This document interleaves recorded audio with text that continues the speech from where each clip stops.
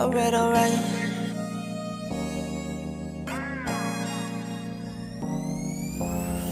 What's up, guys? I'm Anneli Maley, and this is Under the Surface, and I'm filming a quick solo episode in my car. I do all my best thinking in my car, in the shower, or at the beach. So I just had a thought that I wanted to share with you guys, and I just set up my camera and I'm gonna have a yap. So I'm about to go to practice, but this was just kind of on my mind. So here we go. So it's Monday today, and we just had HoopsFest over the weekend, and I kind of had the privilege of being surrounded by a lot of really incredible male and female athletes, and I had a moment where I just really have appreciated how far the WNBL, but also like women's sport, has come in the last 7 years since I've been involved in the WNBL.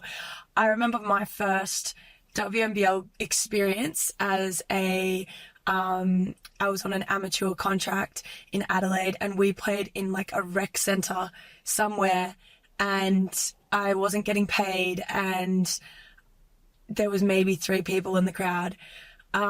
Flash forward to this past weekend at HoopsFest, and we had the privilege of playing at RAC Arena, and there was so many young girls on our team that was their first ever WNBL experience, and they got to play at RAC. And towards the end of one of our games, we had anywhere between 5,000 to 7,000 people at the game, and it was just a really special moment. And I got a little bit emotional because I was like, what an amazing time to be starting in the space that is women's sports. You know, for so long, we've had to kind of remind people that we're here. And I'm just really proud of I kind of sit there and I look at how much more we still need to do.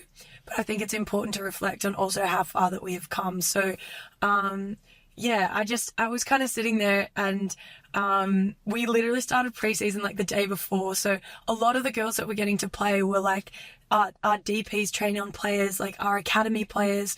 So many girls under the age of 18 that are getting this first ever professional basketball experience in HoopsFest at a place like RAC Arena, and it's so special for them.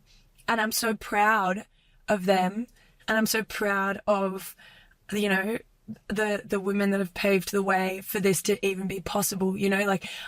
I even running into some WNBL players that have retired. And yesterday I worked a camp, or was it yesterday or the day before? I worked a camp with Tegan Cunningham. Shout out Teags.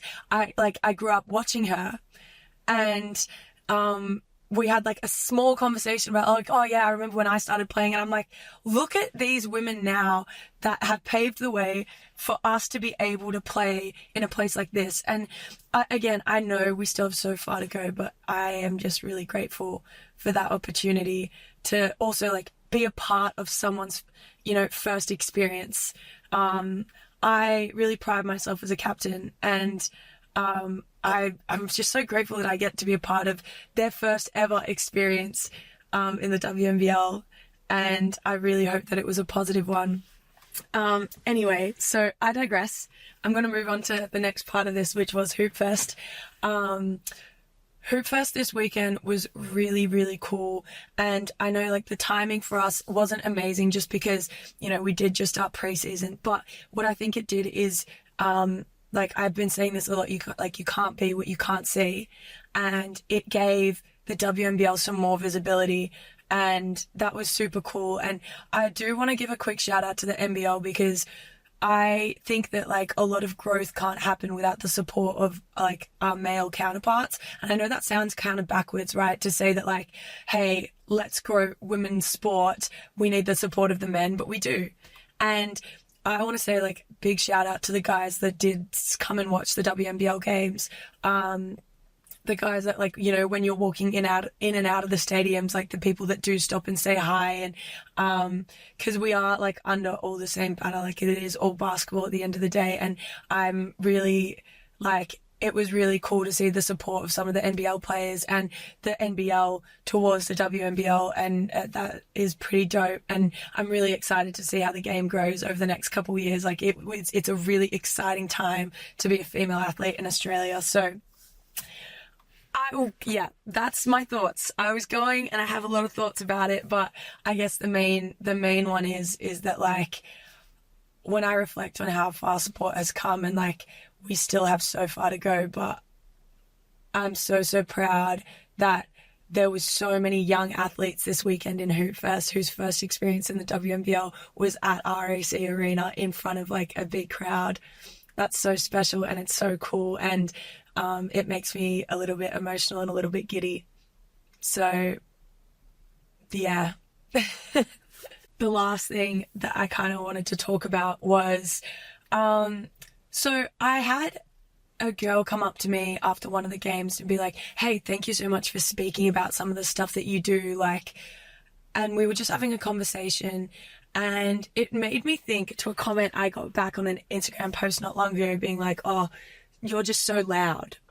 And I deleted it straight away because I was like, you know what? I don't want any young girl or boy, seeing someone who talks confidently and is able to articulate things that they're passionate about and being called loud for that. Because am I yelling? No, I'm just able to articulate what I'm trying to say. And maybe you don't like what I'm trying to say, but I'm not loud because I'm talking about something that you don't like. And I had seen a podcast where someone was talking about exactly that, and it made me think that, like, to all the young girls and boys that come and watch my games or come and watch the WNBL or maybe see me pop up on social media somewhere, I deleted that comment so fast because I do not want people thinking that there's a correlation between speaking about something that you're passionate about and then being called loud, because I'm not yelling. I'm just talking, and maybe you don't like what I'm saying, but that's okay. But it doesn't mean I'm loud. And I don't think as a female athlete we should ever put ourselves in a box to fit someone else's perception of how we're supposed to deliver information. So I don't have to deliver information with a neatly tied up bow on it, saying please and thank you, just to try and fit the way that you receive it. If you don't like me saying that women's basketball is exciting, or mental health in sport is important, or advocating for the LGBTQIA plus community, that's your problem. Sorry. The way you receive what I'm saying is not my problem. And I think that that's something that's really important as well. Like, if you have a clear message that's delivered with love, and you feel a certain way about something that's delivered with love, and you know your intentions, the way that that is received is not your problem. The way that my messages are received that can't be on me, knowing that I am saying things with no intention of hurting people and just advocating for what I believe in. I am secure enough in knowing that what I'm saying is with love, and it is not my problem on how that message is received, and it is not loud to advocate for or just to talk about something that might make other people uncomfortable. So yeah, that's my last thought. So yeah, I'm going to wrap this up. That was only supposed to be 5 minutes, but I think I've been yapping for a while. I am Anneli Maley. This is Under the Surface. I am filming this episode in my car, and I think I'm going to do this more. I think I'm going to just bring my camera with me and talk about things when they do come up. But stay tuned for the Q&A that's coming soon. I really appreciate you all. Have a great week. See ya.